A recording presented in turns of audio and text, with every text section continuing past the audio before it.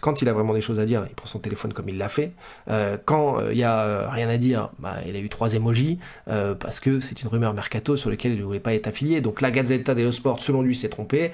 Les agents italiens, eux, maintiennent leur truc. Et franchement, c'est du mercato. Lui veut pas être associé à ça, il a raison.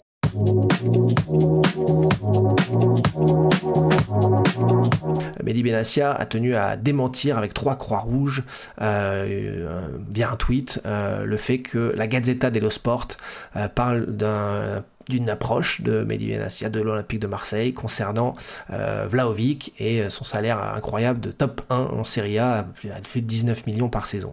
J'avais expliqué en long que ce salaire était incompatible avec l'Olympique de Marseille actuel, que faire ce type d'approche c'était très curieux et que ce que dit la Gazzetta ne correspond pas à l'OM actuel. Et en plus Vlahovic, même sportivement, paraît curieux comme idée, même si c'est toujours un super joueur, mais bon, il a beaucoup trop cher par rapport à ce qu'il donne en rendement à la Juve. Et ça ne lui a pas plu, Mehdi, que ce type de rumeur sorte, donc la Gazzetta, et que je la commente, parce que lui dément totalement quelconque prise de contact, mise en relation, discussion, prise d'information même à ce sujet-là. On s'est appelé... il m'a appelé hier depuis les États-Unis pour m'expliquer tout ça entre adultes, entre gens intelligents justement, et pas les mecs sous pseudo troll sur les réseaux. Mais comme Mehdi Benassia fait énormément attention aussi à ce qui se dit sur l'Olympique de Marseille, sur les réseaux, il a suivi un compte troll bidon, là on sait d'ailleurs qui se cache derrière, ça fait sourire, qui a mis un extrait où, pour me faire dire pas du tout l'entièreté des 5 minutes sur ce sujet, mais un extrait de 15 secondes où en effet je disais qu'il avait pris contact, puisque la Gazzetta dello Sport expliquait ça. Et lui m'a juré qu'il n'avait pas pris contact. Quand j'ai rappelé les agents italiens à ce sujet, eux m'ont dit que si, il y avait bien eu contact. Je m'en fiche de savoir qui ment ou pas, c'est le mercato, comme je vous l'ai dit, chacun est dans son rôle. Lui doit mener des négociations avec un budget serré, éviter de vendre du rêve au peuple marseillais, essayer de faire les meilleurs coups comme Rabiot, Højbjerg et d'autres, Bennacer, avec des salaires qui ne sont pas délirants, mais sauf que, je vous le dis moi, de ce que j'ai perçu dans le monde des agents dans l'Europe entière, aujourd'hui comme l'OM a été capable de faire des Højbjerg, Bennacer, Rabiot avec des salaires très élevés, des Kondogbia aussi, et bien les mecs un peu connus, un peu bons, avec qui l'OM peut être en contact, et ben, ils demandent des gros salaires en fait. Et donc là, la situation est compliquée actuellement. Sans officialisation de cession ou quoi, l'OM doit marcher sur des œufs. Et donc je comprends complètement, et c'est ce qu'on s'est dit, on a discuté 30 minutes, la situation difficile dans laquelle peut être un directeur sportif sur ce sujet-là. Donc c'est pour ça que je vous ai titré là dans l'émission Démentir, réconciliation. Il n'y a même pas de réconciliation puisqu'il n'y a pas de problème. C'est pas 3 croix rouges qui créent quelconque clim, clash ou autre. Par le mercato, il demande des choses qui pour lui sont ubuesques. Il a raison dans sa position, et j'aurais sûrement fait pareil. Après, t'en as d'autres, Gugus, qui essaient de faire de l'argent là-dessus, faire des vues aussi, des sites internet d'actu bidon qui veulent faire de l'argent là-dessus. C'est le jeu. Il est personnage public, il est très exposé, à ma façon, à mon petit niveau aussi, c'est comme ça. Maintenant, donc, il n'y a aucun clash entre nous, et je respecte beaucoup son travail, et je lui ai rappelé que depuis 18 mois, quand il y avait des séries de défaites, j'étais là dans le déch-foot, et là, j'avais pas eu d'appel, et pas de contrôle d'ailleurs qui coupait des extraits, quand je disais que ça allait aller mieux, qu'ils allaient relever la tête, que le travail était bon, la réorganisation était bonne. Bon, bah voilà, après on connaît hein, le principe des contrôles, et d'ailleurs j'ai alerté là-dessus, de faire attention, de ne pas perdre trop d'énergie avec des gugus comme ça de cours de récréation.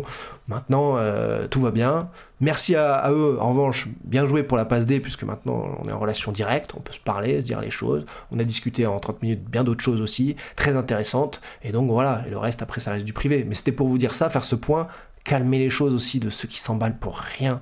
Des choses bien plus graves dans la vie, dans le monde, voilà. Les amis, arrêtez de vous prendre la tête pour rien. Là, il y avait justement rien.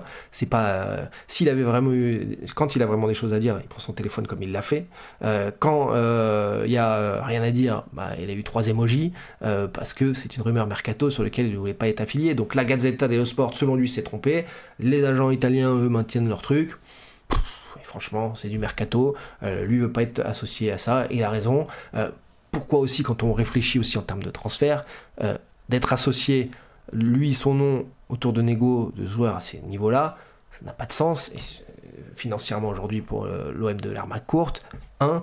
Et 2, du coup, mais imaginez, du coup, les autres joueurs, ils disent, mais s'il est capable d'aller parler à des joueurs à 19 millions par an, le numéro 1, les salaires de Serie A, bah, nous on peut lui demander gros. Il est en difficulté dans les négos. Et ben voilà, et c'est la réalité. Et donc, moi, je lui souhaite du courage parce que les mercatos sont très difficiles, qu'il est très attendu, qu'il ne peut pas se tromper, que c'est l'OM, qu'il y a la Ligue des Champions la saison prochaine. Et donc, le travail déjà de réorganisation, de remise en place, de recadrage aussi à l'OM, les changements à la communication et plein de choses vont dans le bon sens pour l'Olympique de Marseille. Il faut louer ça. Et c'est ce que je voulais faire passer comme message aujourd'hui, plutôt que les gugus de cours de récré qui s'emballent pour rien sur des emojis. Encore une fois, merci pour la passe D. Maintenant, au moins, c'est entre adultes, fluide, qu'on peut discuter.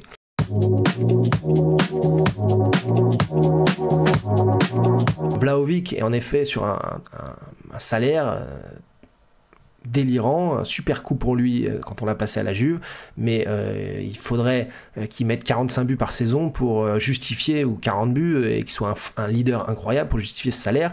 Et comme je vous l'avais dit cette saison, pour avoir eu des informations à la Juve, il y avait eu des gros problèmes avec lui extrasportifs, de leadership, à tel point que Thiago Motta avait œuvré pour faire venir Kolo Muani qui avait été performant. Donc non, Vlahovic, à l'OM, enfin, de toute façon, actuellement, ça n'a pas de sens. Voilà, on est très clair là-dessus. C'est le syndrome Vlahovic, c'est le syndrome qui a été aussi pour Areola. C'est des très bons joueurs de foot, hein, on va pas remettre en cause ça, mais qui ont eu des agents très gourmands, qui ont réussi à leur faire obtenir des contrats en or, et ces gens-là ne sont pas capables ensuite d'arriver à vendre à leurs joueurs l'idée qu'il faudrait qu'ils rebaissent de salaire pour avoir des meilleurs projets sportifs.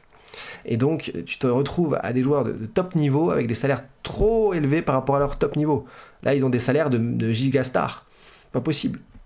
Areola avait un salaire de gardien superstar. Et donc, son très très bon niveau international ne collait pas à ça. Et donc, il a fait sa carrière à West Ham. Alors qu'en baissant peut-être son salaire, il aurait pu jouer dans de plus grands clubs.